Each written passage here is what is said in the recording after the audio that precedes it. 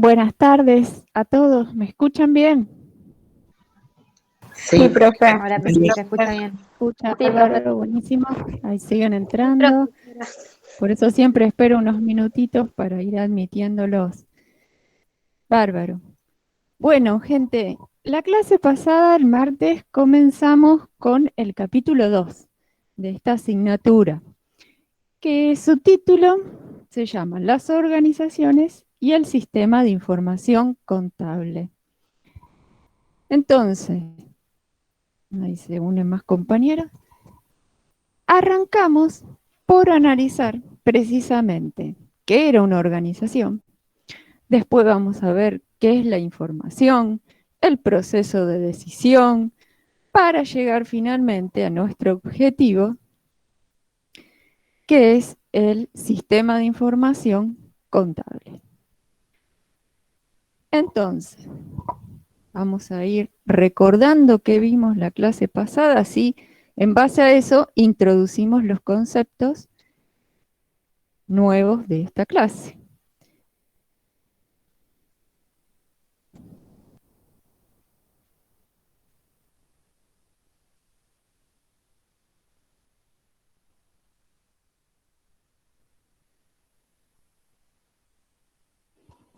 Bueno, ¿ya lo pueden ver todos el Power? ¿Se ve bien? Sí, profe. Arranquemos por lo que es una organización. ¿Alguno se anima a decirme muy sintéticamente qué habíamos visto que era una organización? Esperen que hay alguien que quiere incorporarse. Ahí estamos. Bueno, si tendríamos que definirla muy simplemente, ¿qué podríamos decir? A ver, así recordamos entre todos que habíamos visto. Se puede decir que la organización es un conjunto de personas que se unen con un mismo fin. Perfecto. Bajo una estructura determinada, realizando una actividad para lograr ese objetivo que se propusieron y para lo cual van a necesitar de recursos. Entonces, habíamos visto que había diferentes tipos de organizaciones, acudíamos al auxilio, decía nuestro Código Civil y Comercial, sobre la clasificación de las personas, y de esa clasificación poníamos el foco en la que eran las personas jurídicas más que nada, ¿no? Y llegamos a una conclusión que esas personas jurídicas podíamos asimilarlas a lo que era el concepto de organización y más precisamente el de ente que tanto vamos a usar en nuestra asignatura, porque siempre que nos refiramos a la información contable, a los bienes, a las deudas, a los derechos, nos vamos siempre a referir a ese ente. Entonces, llegamos hasta allí, a lo que era un ente y que siempre debíamos tener la precaución de que el ente era considerado un sujeto distinto a los miembros que habían constituido ese ente precisamente. ¿Y por qué es necesario hacer esa distinción? ¿Por qué es importante?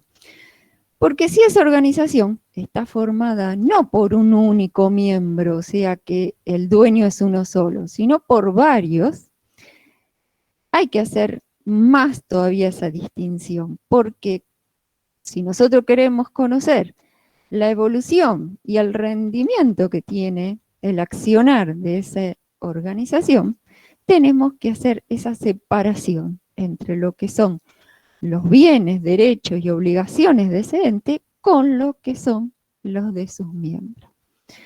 Entonces, llegamos hasta, creo, ese punto, y ahora el punto que nos toca analizar más en profundidad es, ¿hay un único tipo de organización? No. Podemos, según diferentes criterios, clasificarlas a esas organizaciones. Entonces, el primer gran criterio, esperen que escucho la campanita que quiere incorporarse a alguien. El primero, y que muchos de ustedes lo deben conocer, es aquel que atiende a qué objetivo o fin persigue la organización. Entonces, en base al mismo, la separamos en dos grandes grupos.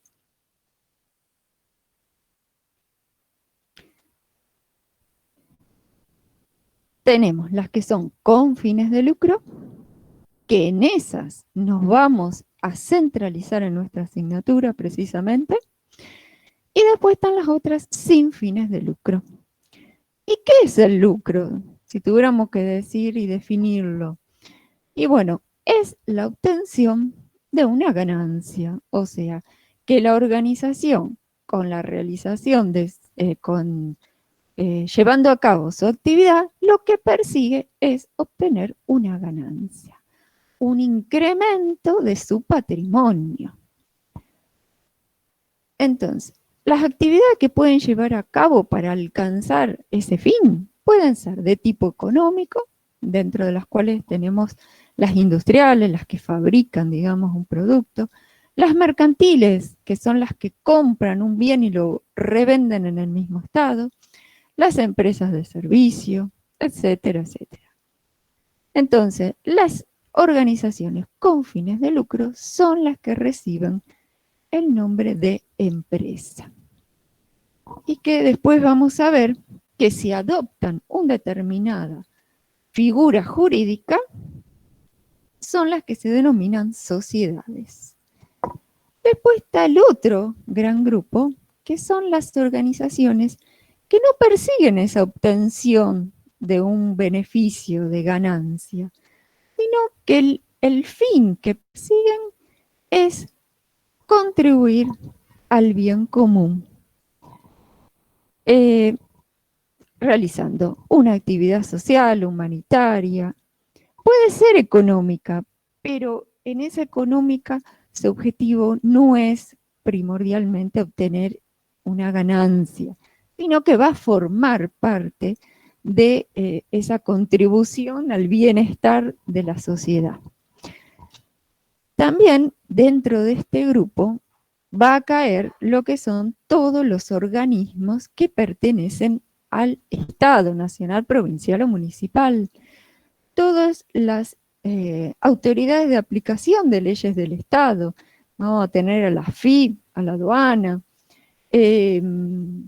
la policía. También en este grupo va a entrar nuestra organización, que es la universidad, todo lo que sean la parte educativa, ¿no? Y bueno, y como esta hay un montón más, son bastante numerosas las que caen en esta clasificación. Otra clasificación posible, esperen que escucho la campanita, ahí estamos, es la que precisamente tiene en cuenta si esa organización adopta una determinada forma jurídica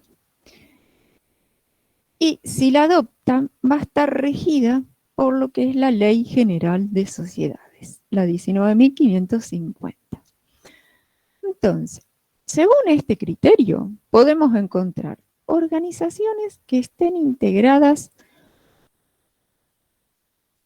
por un único dueño o propietario, entonces en cuyo caso va a ser de tipo unipersonal, y las otras van a ser colegiadas, o sea, los dueños van a ser dos o más personas.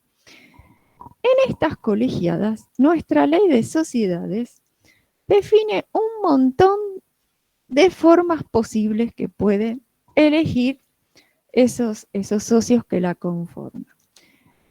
Las que más vamos a ver nosotros en la asignatura y en la práctica son la sociedad anónima y la sociedad de responsabilidad limitada. Y por ahí hacemos alguna mención a la sociedad colectiva. Pero las dos de arriba son las que más vamos a ver. ¿En qué se diferencian todos estos distintos tipos societarios? Y bueno, una gran diferencia está en la forma de su capital.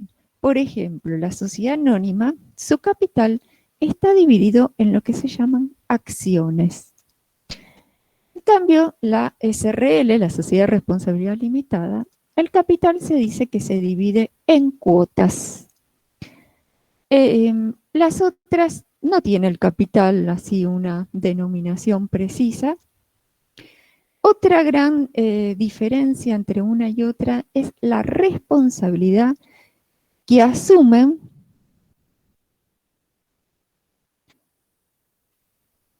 ¿Se ve bien? Porque ahí me escribieron por el chat que dice, se ve en negro la pantalla. Sí, profe, había tenido un problema yo, pero ya lo veo bien. Bueno, milagro, mejor así. Yo cuando comparto no puedo ver el chat y por eso es que no lo vi, perdón. Entonces, otra gran diferencia es la responsabilidad que asume cada uno de los socios que la integran. Por ejemplo, la sociedad anónima, cada uno de los accionistas se dice que son responsables de manera limitada al capital que se comprometieron a aportar. La SRL, lo mismo, es limitada. En cambio, por ejemplo, la sociedad colectiva, esa responsabilidad no es limitada, al contrario, es ilimitada. También se dice ilimitada, ¿en qué sentido? En que si a la sociedad le va mal, no solo vamos a salir a responder con los bienes que tenga la sociedad, sino que los socios van a responder con sus propios bienes personales. Es ilimitada, es subsidiaria y es solidaria, porque todos se comprometen a ayudar a la sociedad. Después tenemos otras que se llaman, por ejemplo, en comandita simple, donde hay dos tipos diferentes de socios, los comanditos y los comanditados, que también la responsabilidad, según sea uno u otro, es diferente. Después tenemos, por ejemplo, la de capital e industria, donde hay socios que solo aportan capital, en cambio, el socio industrial lo que hace es aportar su trabajo. Después tenemos las sociedades anónimas con participación estatal mayoritaria. ¿Eso qué significa? Que uno de los socios es el Estado y su participación es del 51% o más del capital. Por eso se dice que es mayoritaria. Y por último tenemos otras sociedades, también regidas por la ley de sociedades, pero que no están constituidas como las otras, donde se confecciona un contrato constitutivo, ese contrato se inscribe en el registro público de comercio, o sea que tienen más formalidades, sino que estas sociedades son constituidas de palabra, podríamos decir, porque dos o más personas se juntan y deciden constituir esa sociedad. Obviamente que la responsabilidad de ellos va a ser ilimitada. Y por último están los que son las asociaciones civiles, fundaciones, mutuales y cooperativas, que a su vez se rigen por determinadas leyes específicas a esa actividad. Bueno, esto es según la forma jurídica. Y hay otros, sí, te escucho. ¿Alguien quería decir algo? ¿No? Bueno, me pareció que alguien abrió el micrófono. Después hay otras clasificaciones que son, no sé si se alcanza a ver porque está media chiquita la letra. Según la forma de integración del capital, ustedes vayan siguiéndome con el libro de teoría. Me olvidé de decirle en qué páginas estábamos. En el libro de teoría, por ejemplo, esto está en la página 44. Así me van siguiendo y si quieren van anotando así cosas marginales en el libro que les ayude. Entonces, según la forma de integración del capital, están aquellas donde el capital únicamente proviene de particulares. Entonces, la organización va a ser privada. privada, aquella donde el capital lo aporta todo el Estado, van a ser estatales, y las mixtas, donde la propiedad, dice, es compartida entre el Estado y los particulares. Otra posible clasificación es según el origen de ese capital. Totalmente nacional, puede ser extranjera o mixta. Y por último, la última clasificación que tenemos acá en el libro, por lo menos, es la que la clasifica en pequeñas, medianas o grandes organizaciones. En esta clasificación se tiene, por ejemplo, en cuenta el volumen de ventas anual que tenga la empresa. También podría ser la cantidad de empleados que tiene la organización. Todo esto hace que se clasifique en que sea mediana, pequeña o grande. Bueno, con esto ahí estaríamos terminando en un análisis bastante detallado en lo que era la organización. Ahora pasaríamos al otro punto a analizar, que es la información, porque no nos olvidemos que nuestro objetivo en este capítulo es llegar a comprender lo que es el sistema de información contable. Entonces, vamos a analizar qué es la información, precisamente. Entonces, ahí en el libro les menciona un concepto que dice que información es todo conocimiento que cualquier organización va a necesitar y emplear para tomar sus decisiones y así poder lograr los objetivos que se propuso. Y para llegar a esa información, primero partimos de lo que se llama el dato, o sea, vendría a ser la materia prima, ¿no? Ahí dice en el libro, el antecedente necesario. El dato es la información como bruta.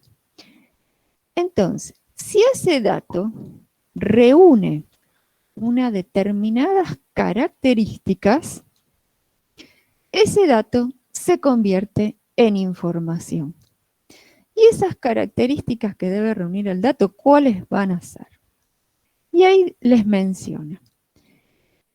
Ese dato me tiene que permitir al que recibe el mismo quitarle o disminuirle la incertidumbre con respecto a algún tema.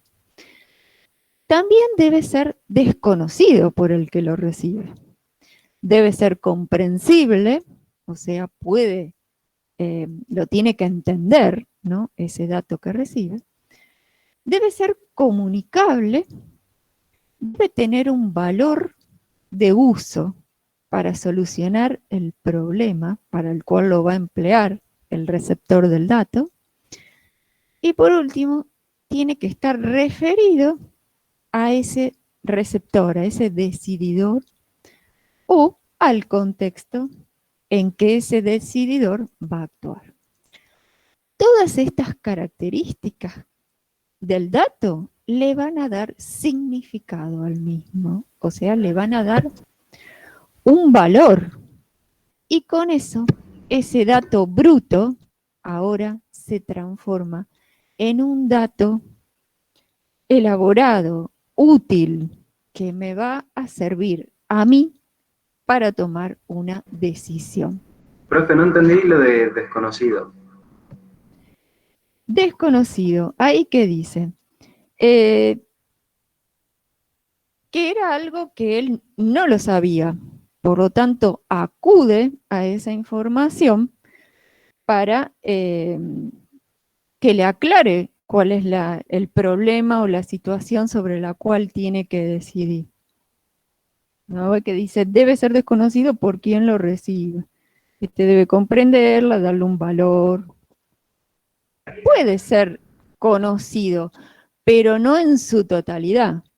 Entonces, esta información le va a dar un extra para poder ahí sí decidir ya con más exactitud la cuestión.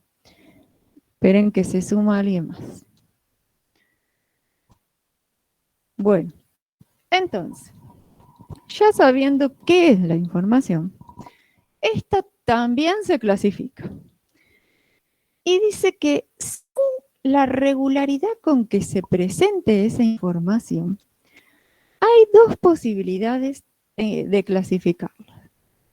Está la que es no programable con la programable. La no programable es aquella información que se refiere a una situación extraordinaria, accidental, algo que no es común, que no se presentó con anterioridad en la realidad de la empresa. Por eso se dice, es accidental. Nosotros desconocemos cómo actuar ante esa información porque no se presentó anteriormente. Entonces, no hay ya una respuesta que hayamos probado que nos sirva como guía. Existe un mayor riesgo, una incertidumbre cuando tengamos que decidir. Por lo general, este tipo de información está referida al contexto de la organización.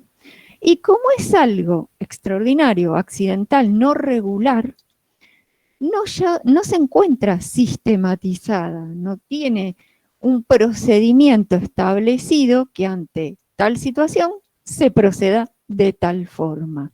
No hay ya una regla de decir, esto ya sabemos qué hacer. No, es algo que desconocida. Ejemplo, ahí les menciona, el Estado lanza una nueva política de exportación que puede afectar a la organización. Otro ejemplo del contexto podría ser que una empresa de la competencia lanza al mercado un nuevo producto que compite con el que nosotros tenemos. ¿Estamos? Entonces es algo que nos trastoca toda nuestra estructura como organización. Vamos a tener que ver cómo responder. En cambio, la otra información, que es la que en mayor medida tenemos y que procesamos habitualmente, es la programable. Esta, a diferencia de la otra, se trata de una información que aparece con regularidad y que por lo tanto ya está en cierto modo sistematizada por la organización. Hay situaciones anteriores que se presentaron donde actuamos y ya quedó registro para saber que en otra similar que se presente, actuar de la misma manera. Dentro de esa información programable, encontramos, según su referencia al tiempo, las que son descriptivas o prospectivas. ¿Y por qué se llamarán así? Las descriptivas, como su mismo nombre lo indica, está describiendo una situación que ya pasó, o sea, es un hecho histórico, se refiere al pasado, o una situación que está ocurriendo en este mismo momento, en el presente. Como información descriptiva, es la que nosotros vamos a ver cuando elaboremos los estados contables. Ellos son por excelencia la información programable descriptiva que elabora la empresa. ¿Por qué? Porque espera un periodo determinado de tiempo, que es un año, cierra el ejercicio y mira hacia atrás, o sea, un año para atrás, y procesa toda esa información elaborando los estados contables. Entonces, esos estados describen durante ese lapso de tiempo cuál fue la evolución del patrimonio del ente durante ese periodo. La concomitante dice que es aquella que se procesa en el tiempo presente, que vendría a ser en el día a día, en los registros contables que vamos haciendo de las operaciones, que obviamente esa que hoy es concomitante, mañana ya va a ser histórica y va a terminar toda reflejada en esos estados contables. Y después tenemos la programable, pero la prospectiva, o sea, que se proyecta hacia un futuro de la empresa, un futuro más o menos cercano, ¿no? Y son cuando la empresa hace sus estimaciones, por ejemplo, del estado de flujo de los ingresos y egresos que va a tener en un periodo de tiempo a futuro. Esos estados de flujo hoy en día son muy solicitados cuando, por ejemplo, se van a pedir un préstamo a una entidad financiera, a un banco. Entonces, dentro de toda la documentación que nos exigen, nos piden los balances, pero nos dice, bueno, muéstreme un estado proyectado de cuáles van a ser sus ingresos y sus gastos de acá, por ejemplo, a 6 meses, de acá a un año. Entonces la empresa agarra y toma, bueno, estimamos vender de acá a tal periodo de tiempo tanta mercadería y cobrarla en tales plazos. Como así también está todo el tema de los gastos que la empresa ya sabe que aproximadamente va a tener. Ejemplo, cuánto va a tener de los sueldos del personal, cuántos van a ser los impuestos aproximados a abonar, los alquileres, los seguros. Bueno, con todo eso se forma una proyección que se refleja en ese estado. Entonces, esa es la programable, que puede ser histórica o futura. Bien, ahora ya sabemos lo que es la información, cómo la podemos clasificar, y ahora pasamos a lo que esa información, ¿dónde estaría interviniendo? Ya en un proceso de comunicación de esa información, ¿no? Ya entra en juego en ese proceso. Entonces, esto nos lleva a definir qué es el proceso comunicativo. Ahí les dice que es un fenómeno que comprendería la transmisión de esa información entre un emisor y un receptor. Y que a su vez, ese proceso de transmisión permite interrelacionar, interactuar, desarrollar comportamientos, dice allí, o sea, actuar, controlar, tomar decisiones, etcétera, etcétera. ¿Entre qué y qué?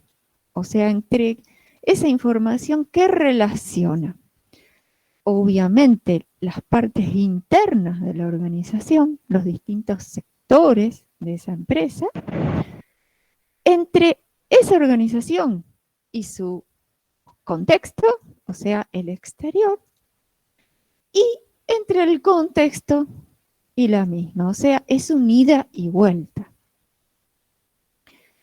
Entonces dijimos que es un fenómeno entre un emisor y un receptor que se transmiten una información. Entonces ahí yo les hice el dibujito donde dice, bueno, tiene que haber uno que transmita, que recibe el nombre de emisor, y uno que recibe esa información. Pero no solo va a haber comunicación con la mera transmisión de la información, porque el que la emite puede emitirla, pero si el que la recibe no la comprende, o sea, no le otorga un significado a eso que está recibiendo, no se produce realmente el proceso comunicativo. Por eso ahí yo les puse que para que realmente haya comunicación, tiene que haber tanto una transmisión como una comprensión de la misma. Y ahí sí se produce una comunicación, podríamos decir, perfecta. Componentes de ese proceso comunicativo o elementos que intervienen en el mismo. Tenemos el emisor, que ya lo vimos, que es el que emite el mensaje. Luego ese mensaje, previamente a ser transmitido, es codificado, o sea, que se traduce en un lenguaje simbólico. Luego ese mensaje va por un canal que es el método elegido para transmitirlo.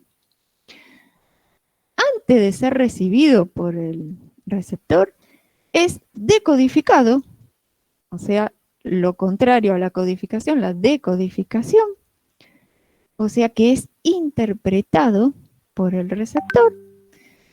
Y finalmente, ese receptor, que es el que recibe el mensaje, lo interpreta y actuará en base al mismo en consecuencia, ¿no? Tomará una decisión, hará una acción,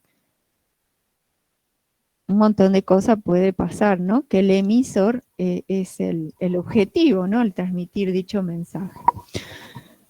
¿Qué puede pasar? Que se produzca lo que se llama un ruido, una interferencia en esa comunicación que puede llegar a afectar tanto la transmisión de la misma como su recepción por parte del que la recibe.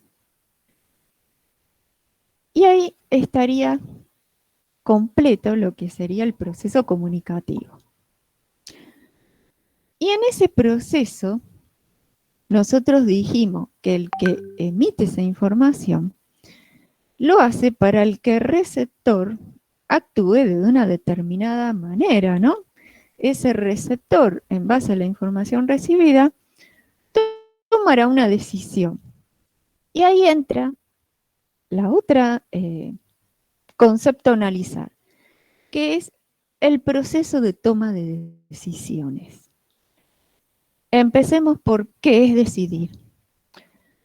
Ahí les menciona, es un proceso deliberado, consciente y reflexivo en el cual hay que elegir una alternativa entre un conjunto de posibles cursos de acción que se nos presente.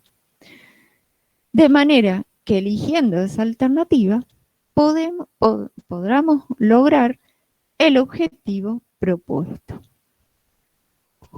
Entonces, ese proceso decisorio, como vemos ya en el concepto mismo, comprende una serie de etapas que la resumimos en 7 etapas. Esto me acuerdo que una vuelta se lo tomaron fue pregunta de un examen, que se las dieron a estas etapas todas mezcladas y la respuesta consistía en ponerlas en orden, exactamente en el orden en que van. Entonces, la primera etapa de este proceso es detectar que hay una situación o problema que requiere de parte nuestra tomar una decisión. En base a eso, decimos, bueno, ¿y qué posible camino puedo seguir yo que me lleve a encontrarle la solución a ese problema?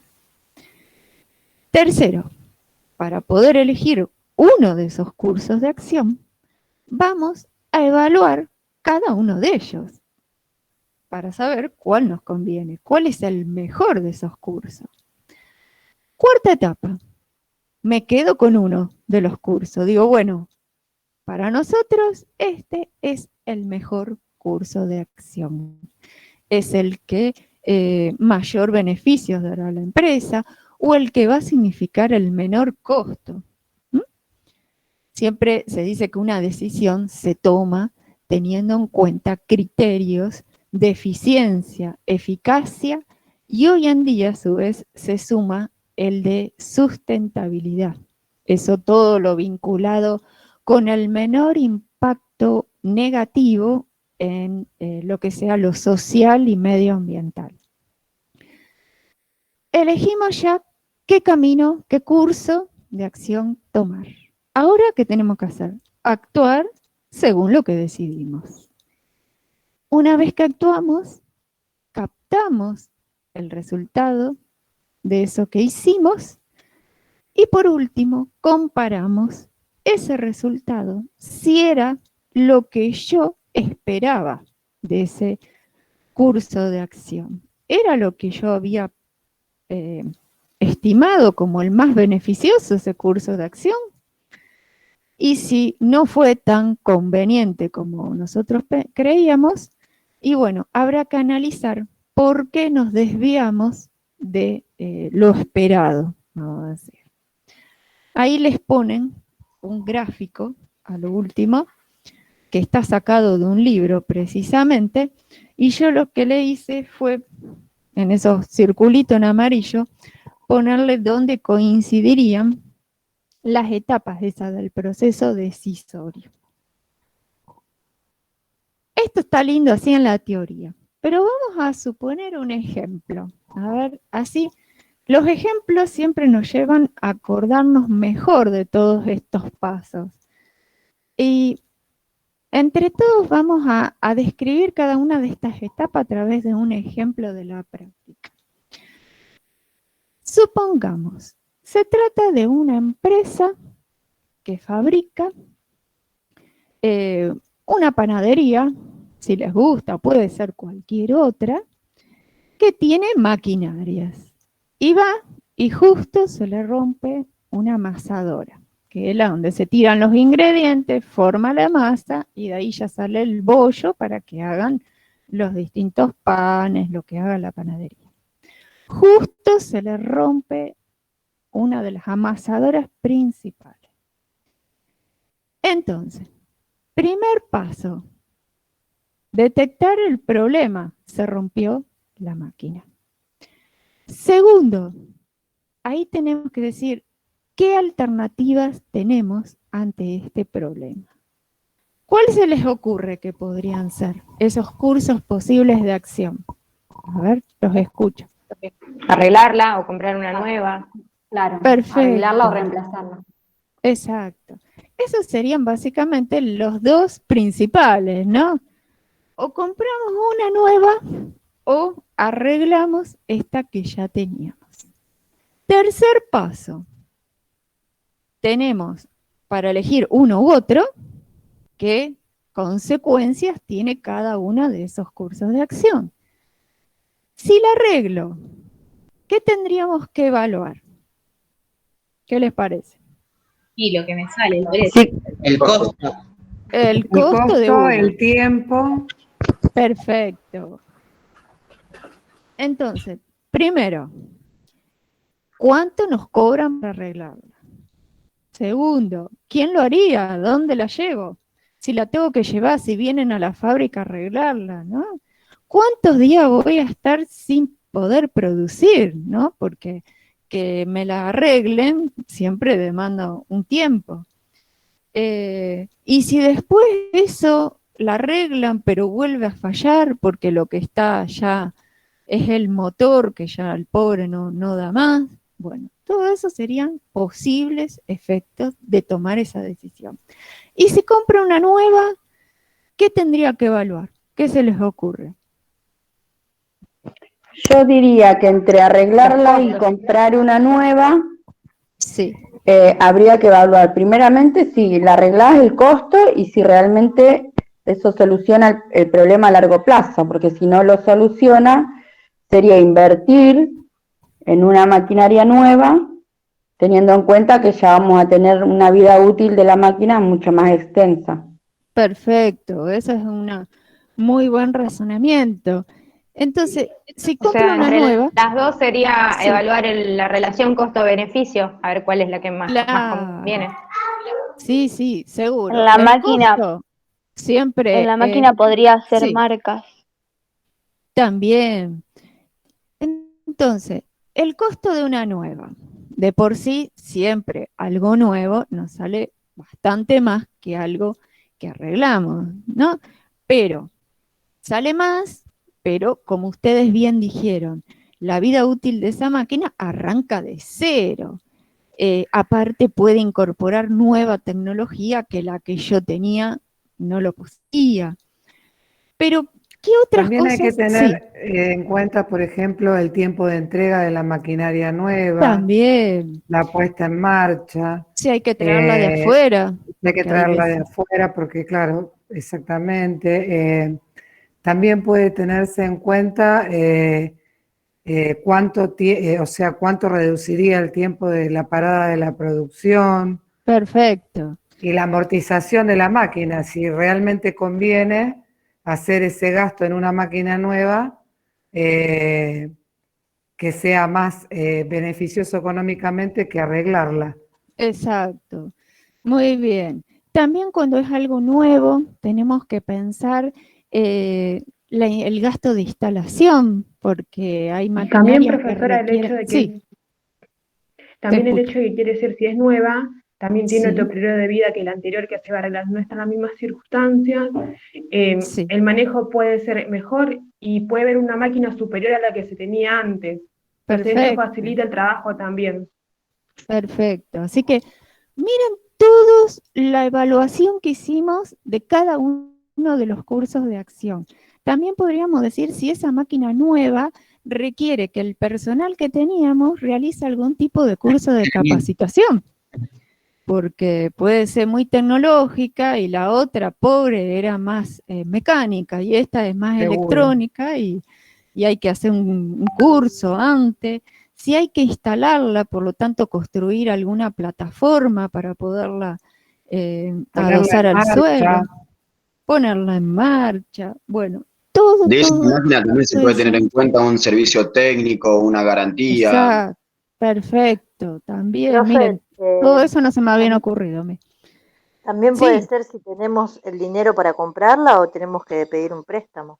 eso también, perfecto.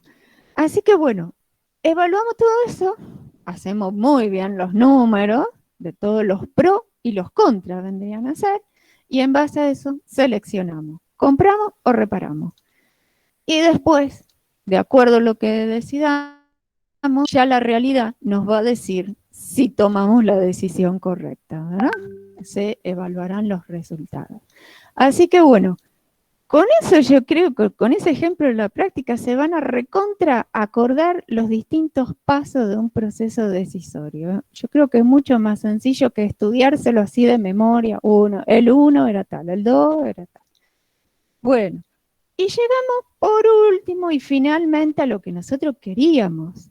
Ya definimos organización, información, proceso de decisión y comunicativo, todo eso, y nosotros queríamos llegar a decir que con todo eso, la organización lo que necesita para poder alcanzar sus objetivos era implementar un sistema de información que se podría definir en ese recuadrito que tienen ustedes arriba en la página 49 como el conjunto de técnicas, herramientas y procedimientos que nos permite recoger los datos, procesarlos y convertirlos en información útil para tomar decisiones.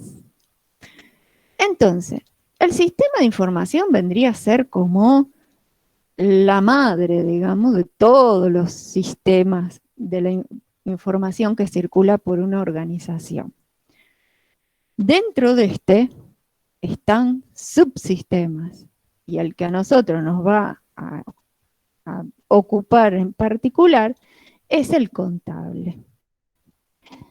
Entonces, si tuviéramos que definir el contable en específico y retomando el concepto que acabamos de dar del sistema de información en general, podemos decir que el contable va a recoger datos, pero esos datos, ¿cómo van a ser? Y bueno, de contenido económico, patrimonial, y si se toma inclusive un concepto amplio de lo que es la contabilidad, o sea, no solo abarcando lo que es nada más la contabilidad patrimonial, sino también el segmento de la contabilidad gerencial y social, esos datos también se van a referir al medio ambiente, a las decisiones que hacen a los objetivos de la organización, y todo eso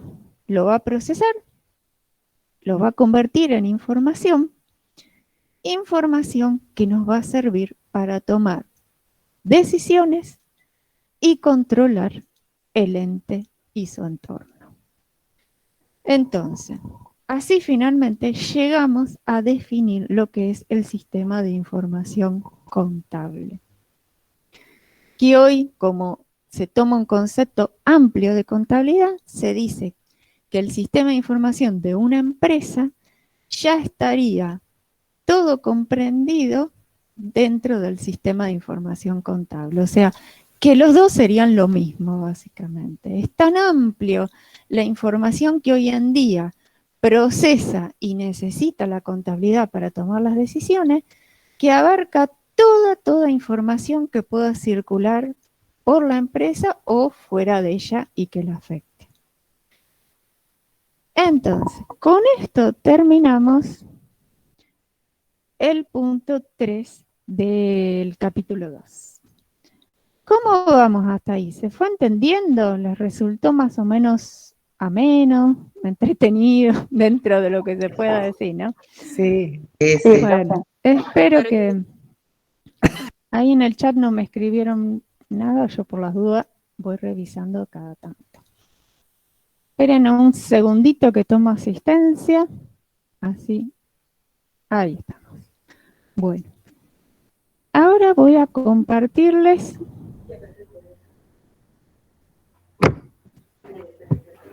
el próximo punto que sigue. El punto 4, página 50 de la teoría. Y este ya tiene un poco más de práctica. Así que vayan teniendo a mano el libro de actividades de la práctica, porque vamos a ir resolviendo entremezclados ejercicios. Entonces, ahí ya lo están viendo, el Power, ¿se ve? Más o menos. Sí, profe. ¿Sí? Sí, profe. Bueno, entonces, dijimos que la organización llevaba a cabo actividades para así poder alcanzar sus objetivos. Pero para llevar a cabo esas actividades, ¿qué va a necesitar? Recursos. Recursos de diferentes tipos. Entonces, dentro de los recursos vamos a tener dos grandes grupos, ¿no? Podríamos diferenciarlos. Están los que se llaman bienes económicos y bienes no económicos. ¿Por qué reciben uno y otra denominación? ¿Y en qué se diferencian? Los bienes económicos, y son la mayor parte de los recursos que va a utilizar la empresa, se dice que para ser denominados como tales deben reunir determinadas características. Esas características son: deben ser accesibles, o sea, que los podamos obtener. Deben ser útiles, o sea, capaz de satisfacer una necesidad que tengamos. Deben ser escasos, y ahí les dice no superabundantes. ¿Por qué? Porque deben existir en una cantidad menor a las necesidades que se tengan de ellos. Porque de esa manera pagamos un precio por ellos y los podemos obtener. Deben ser transferibles. Precisamente pagando ese precio, el bien se transfiere de una persona, de un sujeto a otro. Y por último, ese bien debe ser posible medirlo, valuarlo en moneda, darle una medida. Entonces, si estos son los económicos, los no económicos, ¿cuáles van a ser? Los que no tengan todas estas características. Accesibles son, sí, los no económicos, pero son útiles, y ahí yo les puse, no desde un punto de vista estrictamente económico, sino que son todos los bienes que existen de manera natural, libremente en la naturaleza. Y para que ustedes se vayan ubicando, son el aire, la luz solar, el viento, la lluvia, el agua que corre libremente por un río. ¿Mm? Todo lo natural. Entonces, todo lo natural, vendría a ser. Son abundantes, son intransferibles, bueno, cada vez son menos, ¿no? Los intransferibles. El aire por ahora no lo cobran, pero... Y esperemos que no lo cobren. Sí, la luz y el aire por ahora no, pero en cualquier momento, esperemos que no. Son gratuitos e inmensurables, porque no se les puede dar como los otros un valor económico en moneda. Entonces, un bien no económico, ¿cómo se convierte en un bien económico? Si tenemos un bien libre, así de la naturaleza, y le aplicamos una transformación productiva a ese bien, ahí sí se transforma en económico. Ejemplo, el agua esa que corría libremente por un arroyito en la montaña, si nosotros la filtramos, la embotellamos y la vendemos, ahí se convierte en un bien económico, en la botellita del agua mineral, ¿no?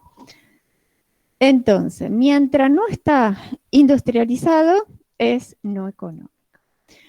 Pero nosotros tenemos que centrar nuestra atención en esto, los económicos, que son los que le importa conseguir a la organización y que le van a permitir llevar a cabo sus actividades. Obviamente que los no económicos los va a necesitar, porque sin aire dudo que la empresa pueda vivir, ¿no? Pero bueno, estos son los que nosotros vamos a ocupar en la contabilidad de registrar, de asignarles un valor, de medirlos, de exponerlos. Y reciben esos bienes económicos. Los bienes económicos, ¿cómo pueden ser? Ahí les dice, pueden ser materiales, o sea, todos aquellos que pueden ser percibidos a través de nuestros sentidos, los podemos ver, tocar, oler, ¿no? Tienen una existencia física, y los inmateriales, que al revés de los otros, son los abstractos. Por ejemplo, una marca, el nombre comercial de la empresa, una licencia para el uso de una fórmula científica, todo eso son los inmateriales. Si esos bienes materiales e inmateriales le sumamos lo que se llaman derechos contra terceros, o sea, los créditos que la empresa pueda llegar a tener, derecho a cobrarle al otro, los bienes más los derechos, se dice que contablemente reciben el nombre de activos. Y ahí ya empezamos con la primera palabrita contable con que nos vamos a encontrar el resto de la asignatura. Activos. Se dice que se llaman así porque contribuyen activamente al logro de los objetivos de la organización. No sé, a alguien se le ocurrió ponerle ese nombre activos. Entonces, ya sabemos qué son los recursos. ¿Y de dónde obtiene el ente, la organización, esos recursos necesarios para desarrollar su actividad? Y para eso vamos a otros conceptos que son las fuentes de esos recursos, las fuentes de financiación. Y recuerdo una pregunta de examen que les hicieron: ¿cuál es la relación que vincula las fuentes con los recursos? Algo tan simple como contestar. Y bueno, las fuentes son los orígenes de los recursos y los recursos son el destino de esas fuentes. Esa era la respuesta que una vez algo tan simple y puede llegar a ser tan complejo de deducir. ¿Hay una única fuente posible de esos recursos a la cual puede acudir la organización y conseguirlos? No, básicamente hay dos fuentes posibles de obtener los recursos. Dice que según el origen tenemos lo que se llaman las fuentes propias y las fuentes de terceros. En las propias vamos a tener, obviamente, cuando se forma, vamos a pensar una sociedad, una empresa. Para poder constituirla, ¿qué es lo primero que van a tener que hacer los socios? Aportar un capital. Ese capital podrá ser en dinero, en bienes, también pueden aportar un crédito e incluso pueden aportar un bien sobre el cual pese una deuda. Así que pueden aportar todas esas cosas.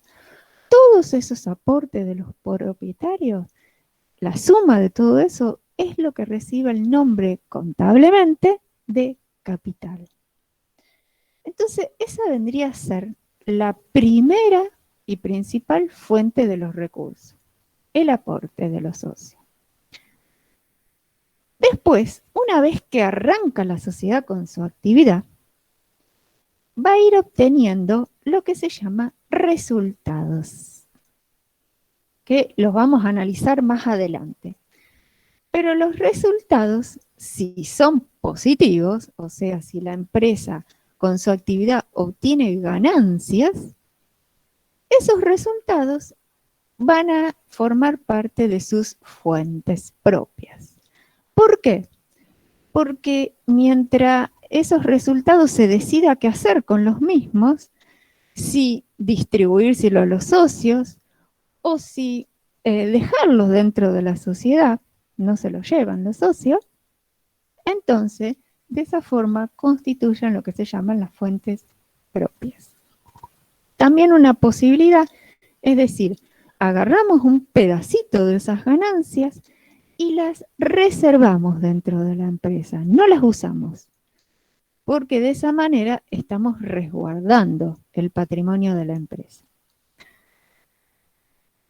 Agotadas las fuentes propias, podemos recurrir a otras fuentes, que son las fuentes de terceros, o sea, a sujetos ajenos a la organización, ya sea personas físicas o personas jurídicas. Entonces, vamos a ese tercero y con ese tercero contraemos lo que se llama una... Espere que sonó algo. ¿Cuál es la relación de fuentes y recursos entonces? Florencia, espérate.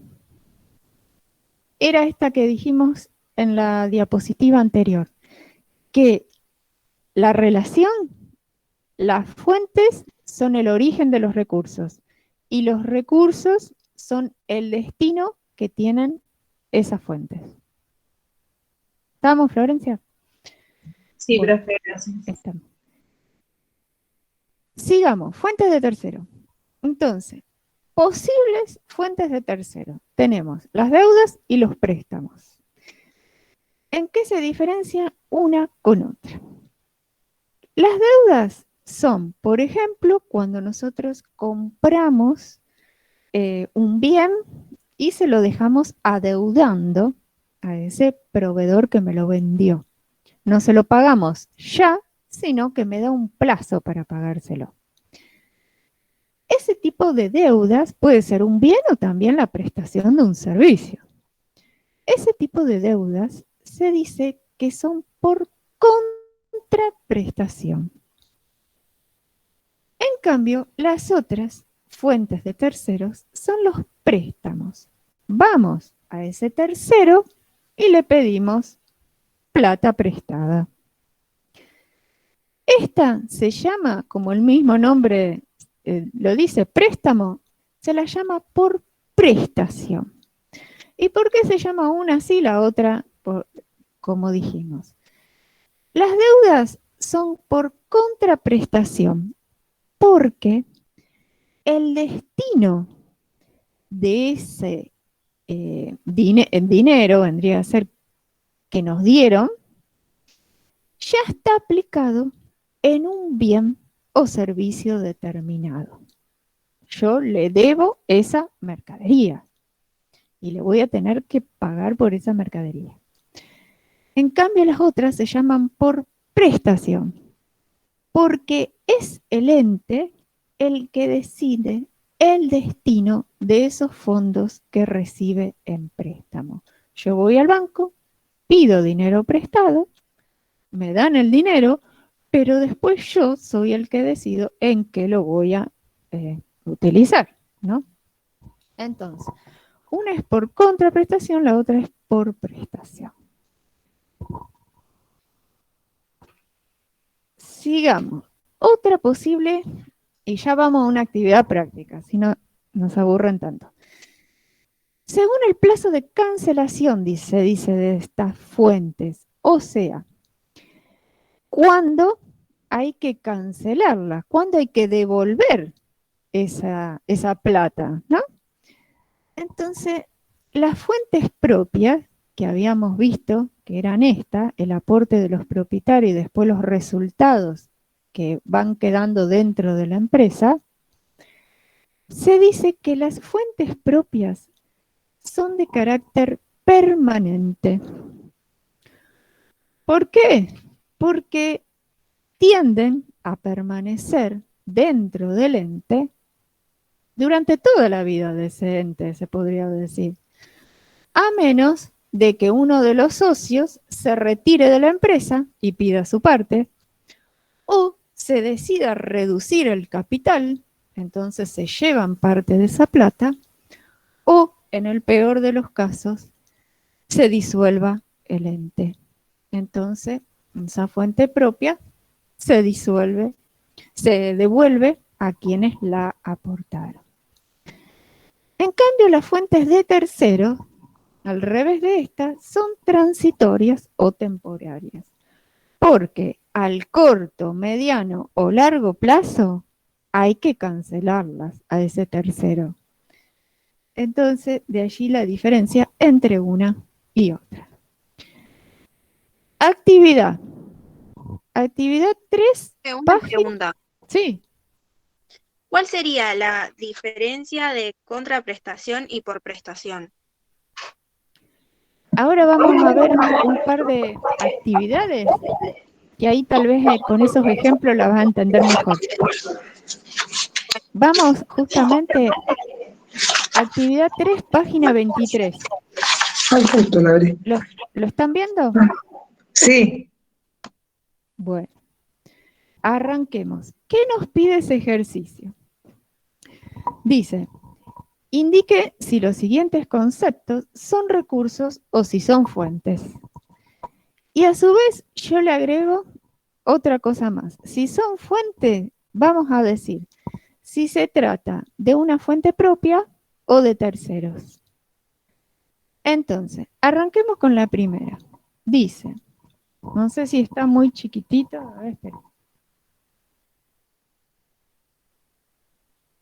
Ahí se ve más grande. Entonces, primera, deuda contraída con un proveedor por la compra de heladeras a 30 días. La empresa se dedica a la comercialización de artículos para el hogar. Entonces, compró a 30 días de plazo heladeras. ¿Qué tenemos que clasificar de toda esta oración que nos dice acá? ¿Las heladeras o la deuda? La deuda. La deuda. ¿Estamos? Porque a veces no sabemos qué es lo que tenemos que clasificar. Entonces, primero tengamos bien en claro cuál es. La deuda con el proveedor. Esa deuda se trata de una fuente o de un recurso. De una fuente. Una fuente. ¿Estamos de acuerdo todos? Bueno. Dentro de los tipos de fuente que vimos, se tratará de una fuente propia, o sea, la aportaron los socios que formaron la empresa de artículos del hogar, o se tratará de una fuente de terceros. ¿De terceros? Terceros, perfecto. Entonces vamos poniendo la curva acá. Terceros. De terceros. Y se trata de contraprestación o prestación. Contraprestación. ¿Estamos de acuerdo? Porque esa deuda está aplicada ya a un bien determinado, que son las heladeras que yo compré. Entonces, yo compré las heladeras, esas heladeras ingresan a mi patrimonio, y a cambio va a salir de mi patrimonio dinero hacia ese proveedor, pero ese dinero está aplicado específicamente a cancelar la compra de esas heladeras. O sea, está aplicado a ese bien que se adquiere.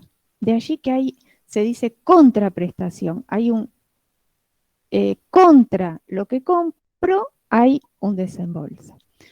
Entonces, tercero por contraprestación. Sigamos. Marca registrada a nombre del ente. Un recurso. Recurso inmaterial. Perfecto. Es un recurso y por ahí escuché, ¿material o inmaterial? ¿Qué les parece? Inmaterial. Es inmaterial. Porque si bien la marca, que ahí dice está registrada, vamos a tener un comprobante de donde vayamos a registrarla, la marca en sí, como bien, se trata de un bien inmaterial. Está representando esa representación simbólica de lo que es la empresa. Entonces es un bien inmaterial. Deuda contraída con un banco a 180 días de plazo. Fuente de terceros por prestación. Perfecto. Es fuente. La deuda. Fuente. ¿De quién? De tercero, y se trata de prestación. Prestación. Esperen que con una sola mano se me complica. Y acá, lo que preguntaba una de sus compañeras, ¿por qué es por prestación? Porque yo fui al banco, pedí esa plata, pero yo no le digo al banco en qué la voy a usar precisamente. No. Entonces él simplemente me la dio. Después yo veo en qué la aplico. Entonces, por el momento es por prestación. Estanterías varias para almacenar los artículos para la venta. ¿Recurso o fuente? Recurso material. Perfecto. Y acá, ¿lo veo o no lo veo? ¿Material o inmaterial? Material. Material. Es un bien físico. Equipo de computación para uso administrativo. Recurso Material. Un recurso y también Material. lo vemos. Material. Importe adeudado. Y ahí esperen, que tengo un error. Por los clientes por ventas efectuadas a plazo. Es un recurso. ¿Recurso o fuente? Recurso. Recurso material. Bueno, vamos a analizar por partes. Yo vendí a otro que se llama cliente, pero ese no me pagó en el mismo momento en que le entregué la mercadería, sino que me va a pagar de acá a un X cantidad de tiempo. Entonces, él me está deudando. Es un crédito que tiene la empresa, claro. Exacto, es él el que nos debe, no nosotros. Entonces, en este caso, se trata de un recurso para nosotros. ¿Mm?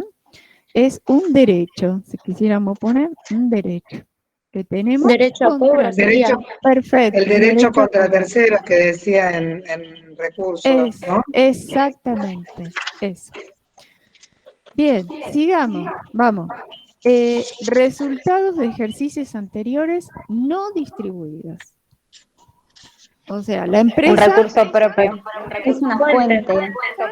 Es una fuente propia. Una fuente. Una fuente. La empresa, cada 12 meses, cierra su ejercicio. Entonces, al cierre de ese ejercicio determina, ¿tuve pérdida o tuve ganancia?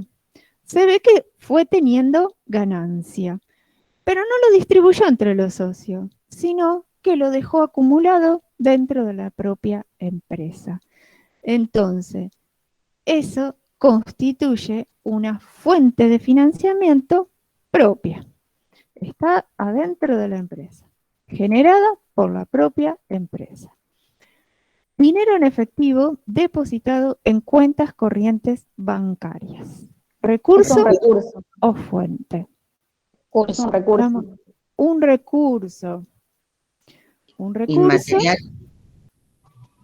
¿No lo vemos el dinero? Aunque vuela rápido hoy en día, pero todavía lo alcanzamos por ahí. Material. Material. Estamos. Es un bien material.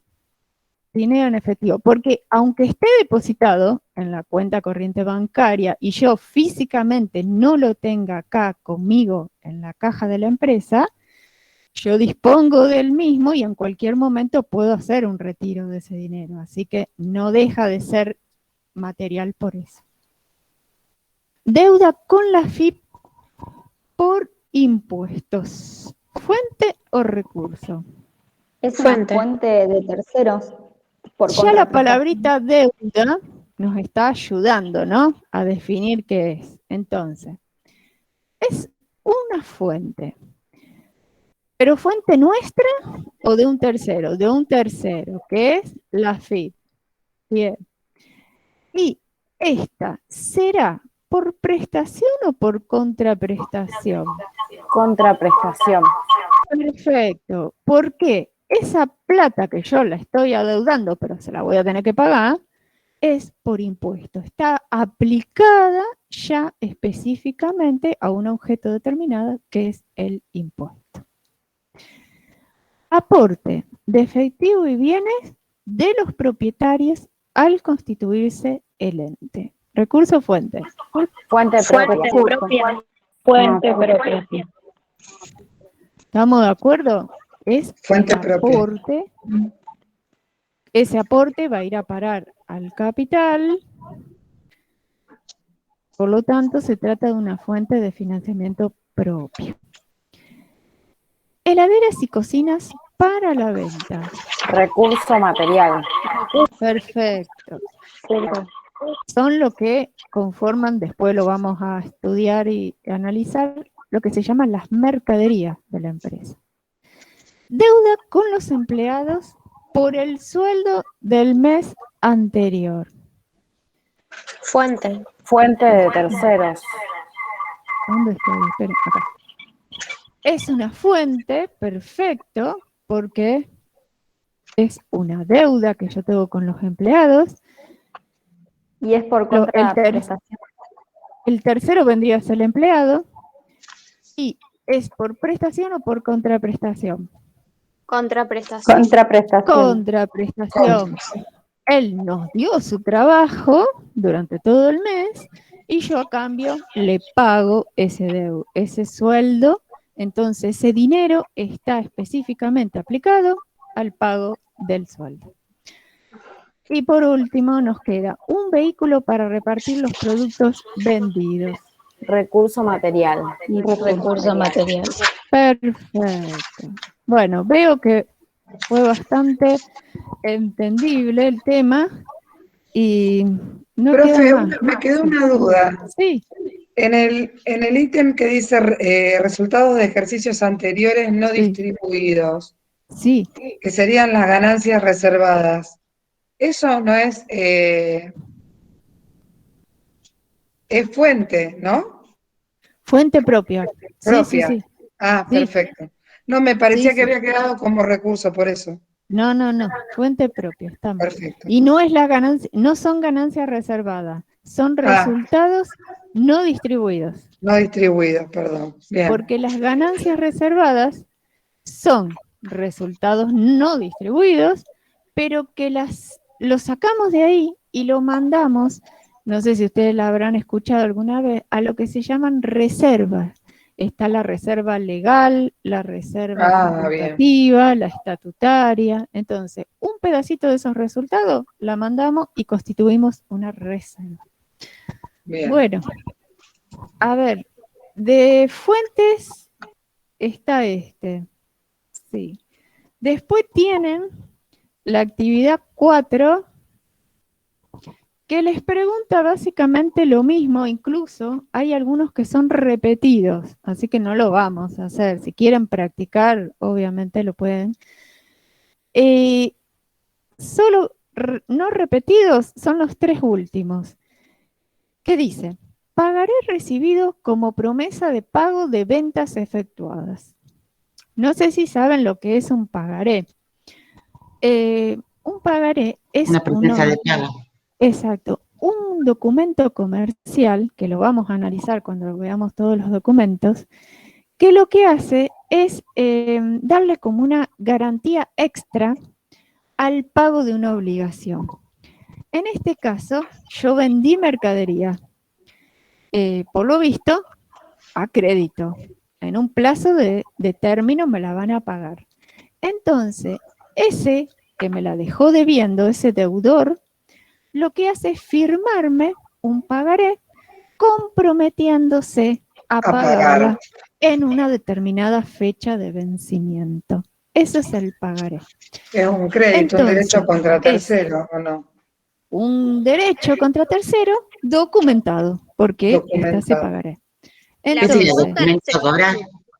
Exacto. Documentos a cobrar. Perfecto. Pero todavía no hablamos de cuentas porque no tenemos ni idea, para aquellos que no hayan dado contabilidad, de qué es una cuenta y cómo se llaman. Pero la cuenta es documento a cobrar.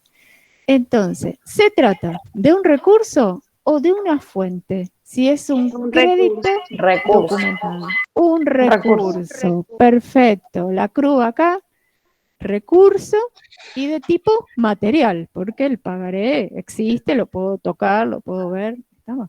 Bueno, el otro, terreno adquirido como inversión. ¿Es un recurso o una fuente? Recurso material. Perfecto. Y por último, ese ya lo vimos, el resultado de ejercicio anterior no distribuido. Así que eran 2 nada más los que no se repetían con respecto al otro. Bueno, volvamos al libro de teoría. Sí. ¿El importe adeudado por los clientes sería un recurso, un derecho contra terceros? ¿O no?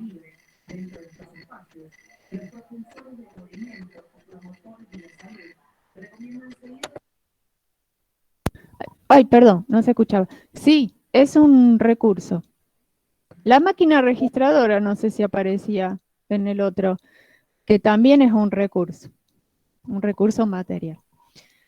Bueno, volvamos al Power. Así seguimos con los temas teóricos. Ya vimos lo que son las fuentes y cómo se clasifican. ¿Qué otra cosa? Y vamos avanzando y adentrándonos ya en la contabilidad específicamente y en los términos que vamos a manejar de aquí en más. Ya sabemos lo que son recursos y fuentes y que la suma de esos dos, podríamos decir, los recursos y las fuentes, van a conformar lo que se llama nuestro patrimonio. Pero antes de eso, tenemos que definir qué se entiende por patrimonio. Si nos llegan a preguntar, ¿y qué es el patrimonio de un ente? Y bueno, ahí les hace un poco de historia diciéndole que el término patrimonio proviene del derecho. Por lo tanto, al provenir de la rama del derecho, arrancó con un contenido bastante jurídico de qué se entendía por patrimonio. Y tomaban el significado que le daba el derecho y decía que eran los bienes que poseía una persona. Pero si acudimos a la definición que nos da el diccionario, y más precisamente la contabilidad que se centra en todo lo que es económico y no tanto lo jurídico, patrimonio no solo son los bienes poseídos por una persona, los bienes y vimos también derechos, ¿no? Esos derechos a cobrar, sino también las cargas que tengan esas personas. ¿Cargas qué son? Las deudas con tercero. Entonces, lo que hace la contabilidad es tomar un concepto de patrimonio donde los bienes y derechos vendrían a ser los elementos positivos de ese concepto y las cargas los elementos negativos. Y ya aprendimos que contablemente los bienes y derechos reciben el nombre de activos. En cambio, las cargas, las deudas de una persona con terceros reciben el nombre de pasivos. Y esta creo que es la primera vez que aparece la palabrita pasivo, ya la vimos antes. Ah, no, cuando vimos fuentes de terceros ya nos había aparecido la palabrita pasivos. Entonces, conclusión, el patrimonio de un ente es la suma de todo su activo más su pasivo.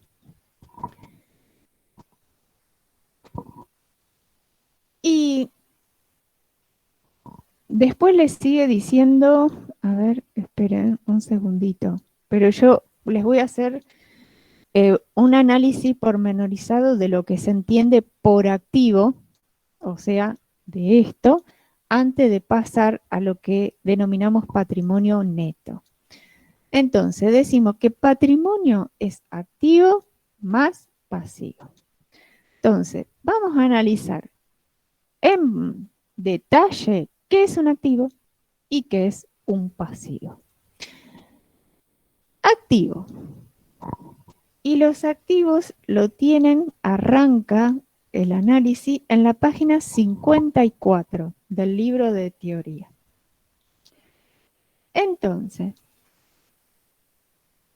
antes del año 2000, que fue cuando las normas de nuestro país, las normas contables, dice que comenzaron a armonizarse con las normas contables internacionales, y ahí en nuestro país se dictaron un montón de nuevas normas, que son las que rigen hoy en día. Al activo se le daba un concepto estrictamente jurídico. Entonces se decía que era nada más el conjunto de bienes y derechos de propiedad del ente.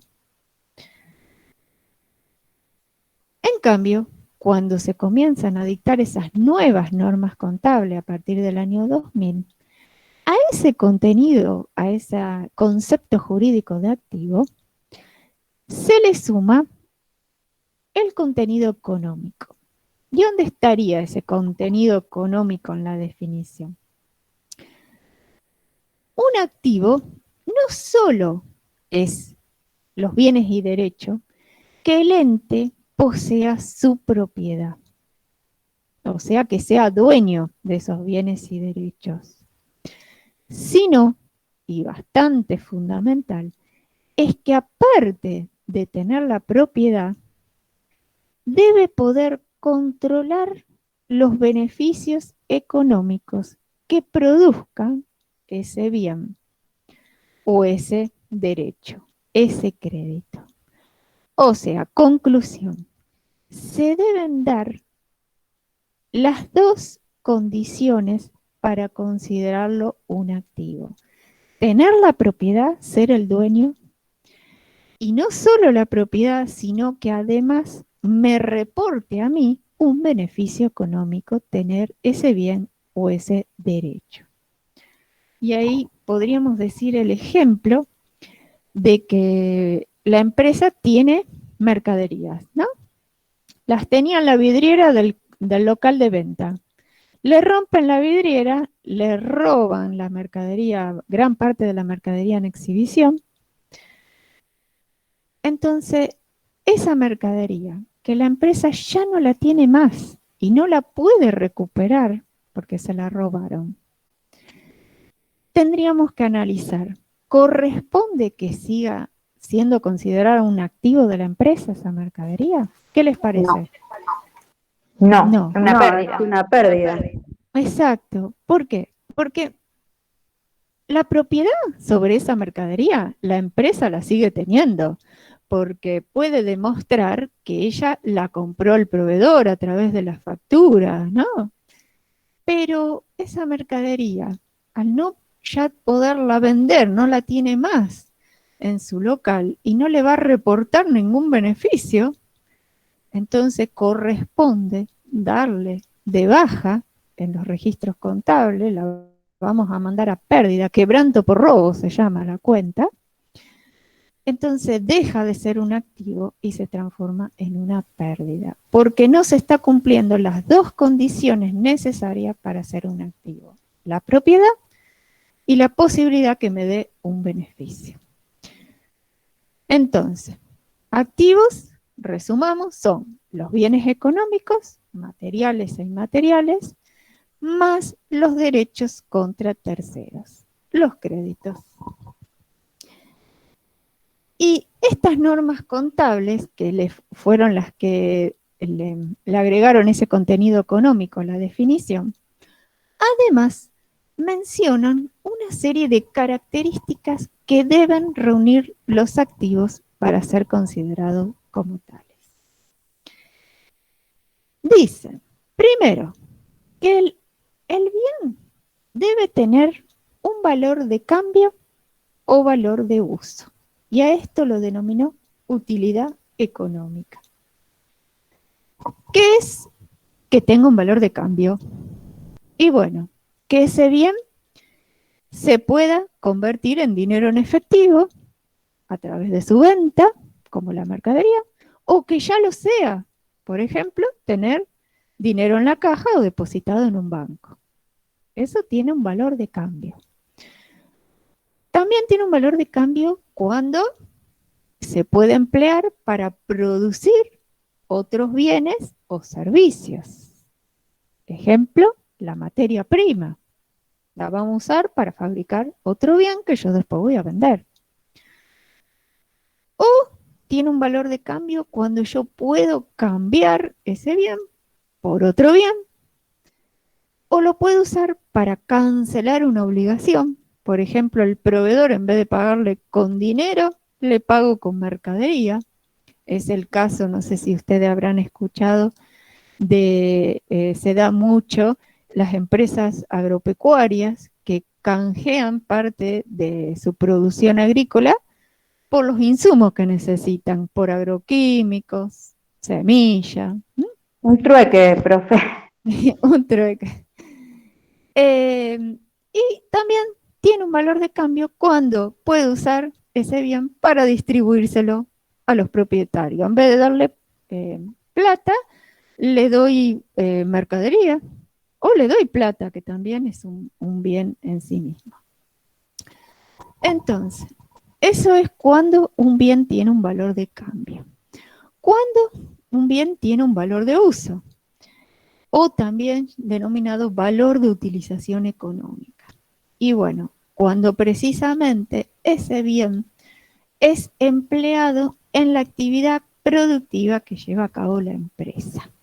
es el caso de los rodados, la maquinaria, las instalaciones. Y hay bienes incluso que tienen ambas cosas, valor de cambio y valor de uso. Y ahí les da como ejemplo un rodado. Yo lo tengo para distribuir la mercadería.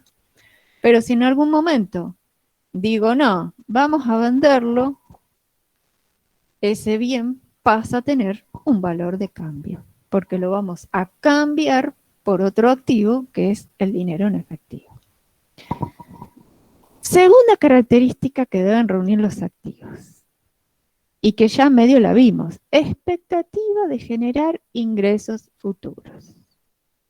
Y ahí dice, directa esa posibilidad, esa actitud, ya sea porque son dinero en sí mismo, ese bien, o indirecta porque intervienen en el proceso productivo en combinación con otros bienes, que es el caso de los bienes de uso. Tercera característica, que la empresa tenga el control de esos ingresos futuros. Solo el ente puede acceder a los beneficios que genere el bien, ningún otro. Ese control, dice allí, puede estar o no amparado jurídicamente. O sea, puedo tener la escritura que me ampare de que ese inmueble es de la sociedad, o no puedo tener ningún papel, como es el caso de una marca que no se registró y sin embargo la usamos. Estamos de una fórmula secreta, como se dice Coca-Cola, pero para mí está súper registrada. Pero bueno, así dicen. Bueno, otra de las condiciones, originado en hechos anteriores, ya sea por realizar transacciones con terceros, compré esa mercadería anteriormente y ahora la tengo en mi poder, o también originado en hechos que pasan en el contexto. Y por último, y ahí no se las menciona específicamente como característica, pero yo la agrego, porque para poder contabilizar esos activos, que es a lo que nosotros queremos lograr, reflejarlo contablemente, es necesario que ese activo pueda ser medido objetivamente, o sea, poderle asignar un importe, cuantificarlo. Así que yo lo pondría también como una característica. Y como vimos, los bienes, los derechos, etcétera, etcétera, pueden clasificarse de diferentes formas. Los activos. Entonces, hay varias clasificaciones. La primera de ellas que les menciona allí, el orden no interesa, dice, según la forma de incorporación al patrimonio del ente. Podemos tener bienes que se compraron, bienes que produjo la propia empresa, bienes que se obtienen gracias al crecimiento natural o inducido de ese bien, un bien extraído de la naturaleza, otros, dice, obtenidos por gerenciamiento exitoso. No sé si alguna vez escucharon lo que es el valor llave o la llave de negocio, que es cuando un negocio le va tan bien, tiene una clientela muy, muy importante o está ubicado en un lugar estratégico. Y bueno, todo eso le aportan un valor a la empresa más allá del valor en sí de la suma de sus bienes. Es algo extra que tiene esa empresa. Y todo eso conforma lo que se llama el valor llave.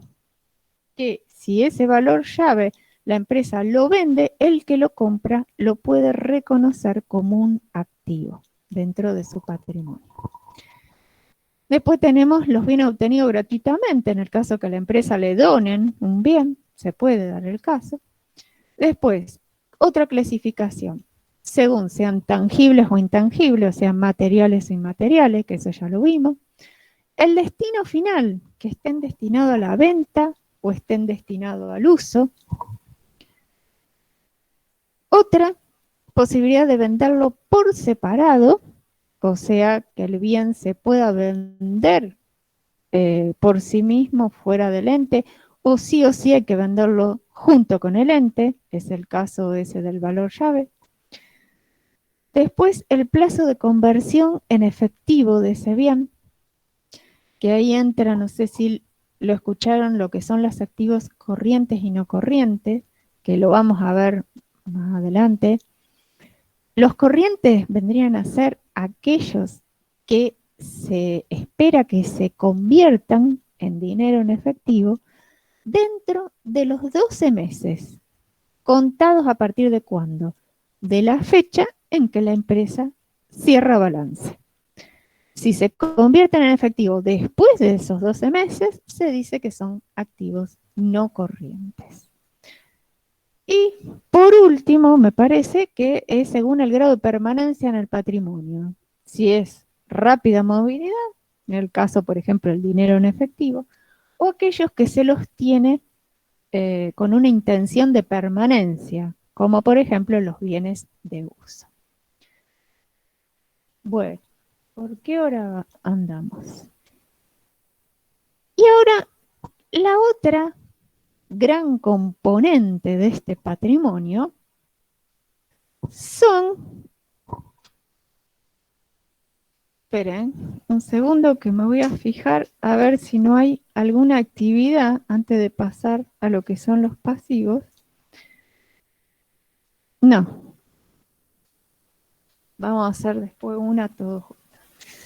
Bueno, el otro componente a analizar que conformaba el patrimonio eran los pasivos. Entonces, vamos a analizarlo del igual que hicimos con los activos en profundidad. ¿Qué es un pasivo? Y bueno, dice que si acudimos al derecho, nos va a dar un concepto jurídico de lo que son los pasivos. Y nos dice que son todas aquellas obligaciones de dar un bien, de hacer, prestar un servicio, o de no hacer, ¿no? Cuando tenemos prohibido la realización de algo. Pero a nosotros nos interesa, como siempre, el concepto desde el punto de vista económico, y ese va a ser el que va a adoptar la contabilidad. Entonces, desde el punto de vista contable, los pasivos están formados por todas aquellas deudas o obligaciones a favor de terceros, ya sea que esas deudas sean ciertas. ¿Ciertas en qué sentido? No, que sean de mentirita, no. Ciertas en el sentido de que exista certeza sobre su cancelación. O sea, que sí o sí, en el corto, mediano, largo plazo, la empresa tiene la obligación de cancelarlas. De allí, ciertas, que existe ya en ese momento la obligación. En cambio, y que también forman parte del pasivo de la empresa, están los otros tipos de deuda, que se llaman contingentes. ¿Y por qué se llamarán así? Porque a hoy no son ciertas, no está esa obligación de ya tener que cancelarlas, sino que dependen que en un futuro ocurra o no un determinado hecho. Entonces, en el caso de ocurrir ese hecho, ahí sí deja de ser contingente y se convierte en una deuda cierta y vamos a tener la obligación de cancelarla. Obviamente que esa probabilidad de que ese hecho futuro ocurra debe ser alta, ¿no? Y también que tengamos posibilidad de asignarle un valor en moneda. Esas son dos condiciones fundamentales para reconocer contablemente una deuda contingente. ejemplo de deuda contingente, porque así en teoría suena lindo, la empresa, uno de los empleados le inició, que lo despidieron, le inició un juicio, por ejemplo. Entonces, a hoy ese juicio es algo contingente, porque no sabemos cómo se va a resolver el juicio, si va a ser a favor o en contra de la empresa. Entonces, vamos con el abogado y le decimos, ¿hay alta probabilidad de que ese juicio lo pierda la empresa? Y el abogado nos puede decir, y como está la situación, sí, él tiene todas las de ganar. Entonces, ¿hay alta probabilidad? ¿Le podemos asignar un monto? Sí. Le vamos a tener que pagar lo que él reclama de indemnización, que nosotros no se lo calculamos bien, por ejemplo. Entonces, se cumplen las dos condiciones, contabilizamos esa deuda contingente en nuestro registro, y de producirse que él gane el juicio, ahí deja de ser contingente y ya vamos a tener esa obligación cierta de abonarle la indemnización. Bueno, entonces, definido bien qué es un pasivo, al igual que los activos, los pasivos, nuestras normas contables, nos dice que deben reunir ciertas características para ser considerados pasivos. Estas características son, esperen que lo agrando un poco.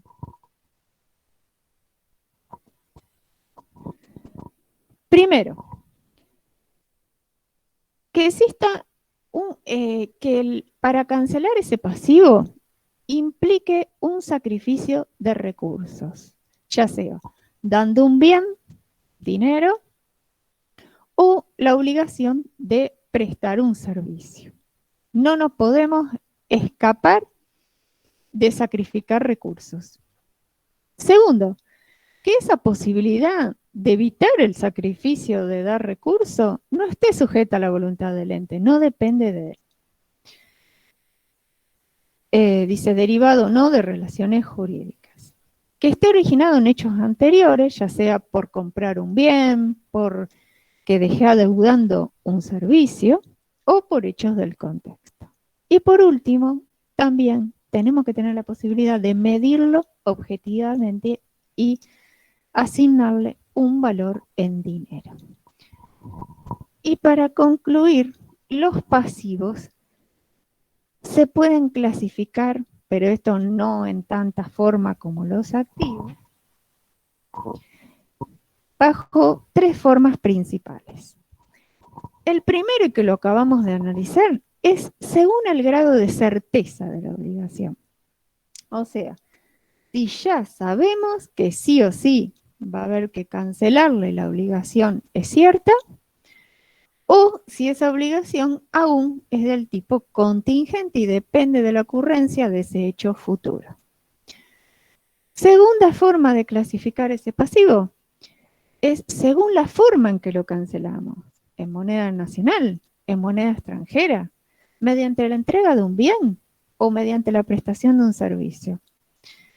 Y según el plazo estimado de cancelación, pueden ser corrientes o no corrientes, que como dijimos de los activos, si contamos 12 meses desde que cerramos el balance, un pasivo será corriente si lo tengo que cancelar dentro de esos 12 meses siguientes. Si más allá de los 12 meses va a ser no corriente. Y por último, ahí les menciono, ¿y cómo puedo cancelar un pasivo? Y bueno, allí les dice, mediante la entrega de dinero u otro activo, mediante la prestación de un servicio, eso ya lo habíamos mencionado, y acá también les agrega, podemos convertir la deuda en capital. Le decimos a uno de nuestros deudores, mira, te ofrezco convertirte en socio de la empresa. Entonces, ese proveedor deja de serlo y se convierte en un accionista de la empresa.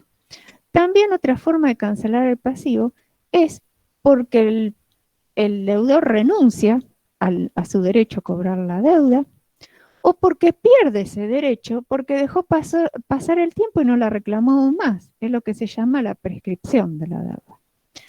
Y otra forma de cancelarlo es reemplazando un pasivo por otro pasivo, como podría ser el caso de refinanciación de una deuda, extender su plazo, o un pasivo, le damos un pagaré, entonces se convierte en un pasivo documentado. Bueno, hasta aquí analizamos activo, pasivo y los dos sumados, lo que era el patrimonio. Nos quedan 10 minutos. Si quieren arrancamos, ya que lo tenemos fresco de haberlo recién visto, con alguna de las actividades estas sobre activos y pasivos. Vamos a la página 25 del libro de práctica, actividad 5. Dice que esta empresa está integrada por 2 socios, García y Montes. Se dedican a vender artículos de campi y nos pide que señalemos si estos elementos forman o no parte del patrimonio de Mercurio. Entonces, vamos analizando. Este que cortito nos va a servir justo para terminar. Carpas recibidas en consignación para la venta. No. No, pero no. Justo nos tocó el primero que... Primero tendríamos que decir qué es recibir en consignación algo, ¿no? Es mercadería que nos dieron otra empresa. Perfecto, es eso, precisamente. Un tercero...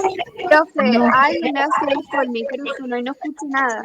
Sí, apaguen, después que participan, silencien el micrófono, porque si no, yo me escucho y los otros escuchan triple todo y se acopla. Entonces, recibir bienes en consignación de parte de otra empresa es cuando esos bienes, la otra empresa me los da para que nosotros se los vendamos. Nos va a pagar una comisión, nosotros vamos a ganar una comisión. Ahora, lo que yo obtenga por la venta, se lo voy a tener que entregar totalmente a esa empresa que me dio el bien. Es como creo que funcionan las concesionarias de auto, toman el auto en consignación, lo venden, se dice, por cuenta y orden del dueño. Pero ese auto no deja ser propiedad de esa persona. Entonces, estas carpas que Mercurio recibe en consignación para venderlas, ¿integran el patrimonio de Mercurio? No, ¿Sí o no? No. No. Porque ¿cuáles eran las dos condiciones que se tenían que cumplir? Que sean propiedad de la empresa y que tenga el control. Me genere beneficio futuro y yo tenga el control sobre esos beneficios. Acá no se están cumpliendo ninguna de esas dos condiciones, porque los bienes son de la otra que me los dio para que se los venda. Y aparte, el producto de esa venta se lo voy a tener que entregar al otro. Entonces, la cruz va acá. No. Saldo pendiente de cobro por venta de mercaderías. ¿Qué les parece? Sí, va acá. Vendí mercadería a plazo, no me las pagaron todavía, entonces tengo un derecho a mi favor a cobrarlas. Por lo tanto, integra el patrimonio de Mercurio. Automóvil de propiedad de García. No, estamos de acuerdo porque es de propiedad de García. Y él lo usa tal vez para hacer algún trámite de la empresa, pero no deja de ser de propiedad de él. Él tiene la titularidad de ese vehículo. Entonces, no es de propiedad de la empresa y por lo tanto no pertenece a su patrimonio. Mesas y sillas plegables adquiridas para la venta. Sí. son bienes materiales que la empresa compró, tiene su propiedad y esas mesas, cuando las venda, le va a generar un ingreso y la empresa va a tener el control sobre ese ingreso. Franquicia para la comercialización de un producto. ¿Saben lo que son las franquicias? Sí. Conocerán un montón, porque hoy en día hay bastante de esos tipos de comercio. Es básicamente, uno adquiere un permiso para vender los productos que fabrica otro. De por sí se trata de una marca que ya ha sido probada en el mercado y ha tenido mucho éxito. Entonces lo que hace es vender franquicia. Nosotros la compramos y por una X cantidad de años, creo que son 5 como mínimo, no sé, tenemos que venderla, pero en las condiciones que me establece el que me vendió la franquicia. Tengo que poner el local, hasta lo uniforme que usan los empleados, todo me lo establece el que me vende la franquicia. Ahora, yo compro esa franquicia, ese permiso de utilización de la marca. Ese permiso que compro, ¿va a integrar mi patrimonio, sí o no? ¿Qué les parece? Es un bien intangible. Perfecto. Es justamente un ejemplo de bien inmaterial. Yo tengo ese permiso para poder vender los productos de otro. No lo puedo ver y tocar como los otros bienes, pero tengo ese bien adquirido. Local de ventas por el que se paga un alquiler. No, y acá cuál es la palabra clave, porque si leemos así, local de venta, listo, es mi patrimonio, lo uso para vender la mercadería. El que se paga un alquiler. Entonces, ahí me está dando la pista de que no es de mi patrimonio. El dueño es otro. Entonces, al no tener la propiedad, no integra mi patrimonio. ¿Cómo? ¿Sería? Que sería una pérdida. En realidad es un gasto, porque yo, ¿para qué voy a usar ese local? Para vender mi mercadería. Me va a reportar un ingreso. Entonces, más adelante, justamente el tema que le sigue a este, que son los resultados, vamos a ver que el alquiler ese que yo pago es un gasto. Pero lo que estamos analizando acá es el local.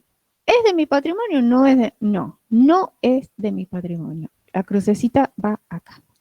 Dinero en efectivo. ¿Es nuestro o no es nuestro? Sí, nuestro. Así que integra nuestro patrimonio, es un bien material. Deuda con proveedores. ¿Integra nuestro patrimonio o no integra? Sí, forma parte de nuestro patrimonio. En este caso no sería un componente positivo, como en el caso de la mercadería o el dinero, sino que es un componente negativo, porque son deudas que voy a tener que cancelar entregando parte de esos recursos, pero integra mi patrimonio. Así que va acá la crucecita. Bueno, más puntuales, imposible. La clase próxima seguimos resolviendo las actividades sobre esto, por si quedó alguna duda nos va a servir para repasar, y avanzaremos ya con lo que es el tema resultados. Así que vayan leyendo esa parte del capítulo 2, que son los resultados. Bueno, esperen que dejo de compartir y volvemos a la pantalla inicial. ¿Quedó alguna?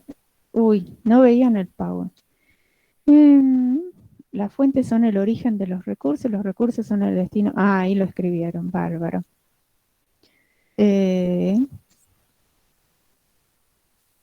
Ahí me preguntan si los puedo mandar. No, ya le dije que la cátedra no nos permite enviar el material de cátedra o las soluciones de los ejercicios, ni nada de eso. Es por disposición de ellos, que no lo podemos hacer. No quieren que anden circulando.